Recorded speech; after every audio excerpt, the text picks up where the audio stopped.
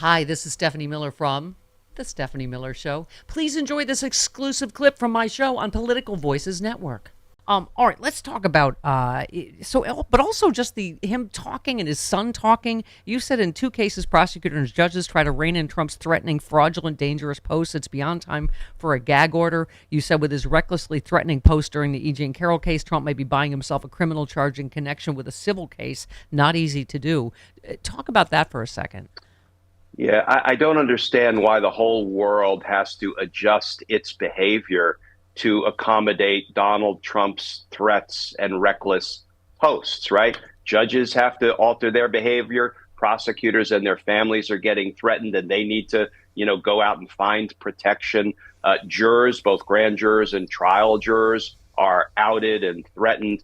And everybody has to adjust their behavior, but nobody is willing to put a gag order on Donald Trump to tell him to stop. That's a little bit of insanity. And when I saw the judge tell the jurors, Steph, in the E.G. and Carroll case, well, y'all should just lie to one another about your true names. And the judge said, if you're a Bill during this trial, you can be a John. That is corrosive and, in my opinion, damaging to the deliberative process that we ask jurors to go through.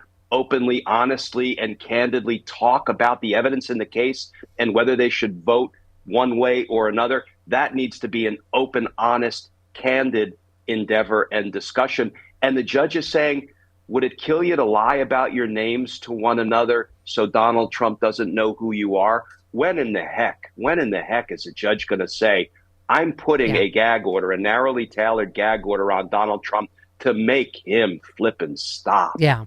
Have you ever heard the phrase, be careful what you wish for? I don't think Jim Jordan has. As you tweeted, prosecutor Mark Pomerantz to testify to Jim Jordan's committee. Jordan might want to buckle up. And you just said Pomerantz, a former organized crime and RICO prosecutor, will run circles around Jim Jordan and his Republican cohorts. It's going to be delicious, isn't it? Oh, yeah. I say to Jim Jordan, buckle up, Buttercup, because you're going to get your head tap danced all over by Mark Pomerantz. Here's the thing.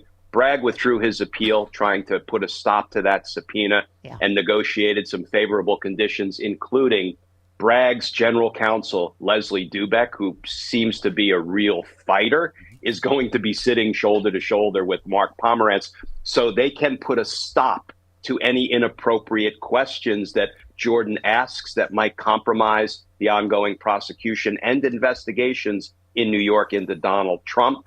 But Pomerantz is going to be free to answer every question about why he believed to his core there was enough evidence to indict and convict Donald Trump in New York. Yep. Jim Jordan bought himself a world of trouble, which is probably why he wants to do it behind closed doors. Yay. Did I hear a rumor that you might want to join the Sexy Liberal indictment tour in Los Angeles?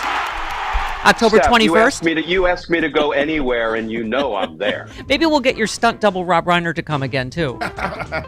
I would love to partner up with Rob again. That was so much fun. It's fantastic. We would love to have you. It's going to be star-studded. Only one show, 2023. I think we should just call it the indictment tour. Who knows how many more will be in by then? What?